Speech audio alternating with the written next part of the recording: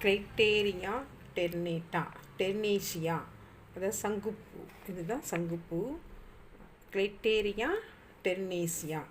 இது வந்து ஒரு கொடி, பின்னு கொடி மாதிரி இருக்கும். அது நிலத்தின் மேலே காணப்படும் மெல்லிய நலிந்த கொடி, பின்னு கொடி, நலிந்த கொடி. இலை வந்து ஒற்றைப்படையில் இருக்கும். ஒரு மடிய கூட்டிலை. இதோட இலையை பாருங்கள். இது வந்து ஒரு மடிய கூட்டிலை, ஒரு மடிய கூட்டிலை, ஒரு மடிய கூட்டிலை. இலையடி செதில்களை உடையது, இலையடி செதில்களை உடையது.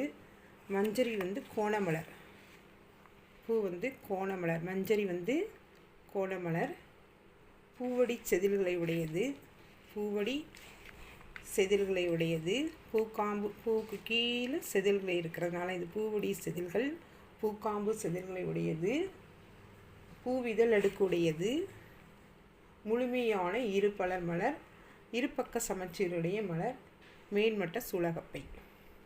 இதில் புள்ளிவட்டம், வள்ளிவட்டம், மகரந்தாள் வட்டம், சூலக வட்டம் இதெல்லாம் நம்ம பார்க்க போகிறோம்.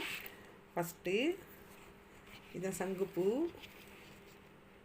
சங்குப்பூ இதோட சயின்டிஃபிக் நேம் என்ன? கிளைட்டேரியா டர்னேரியா.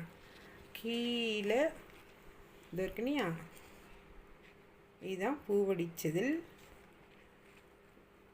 இது வந்து புள்ளிவட்டம், புள்ளிவட்டம்.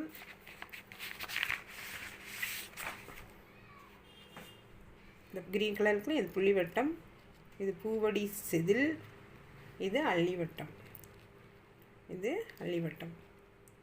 ஸோ இதை நம்ம டிசெக்ஸ் பண்ணி பார்க்க போகிறோம் இந்த ஃபோட்டோவை.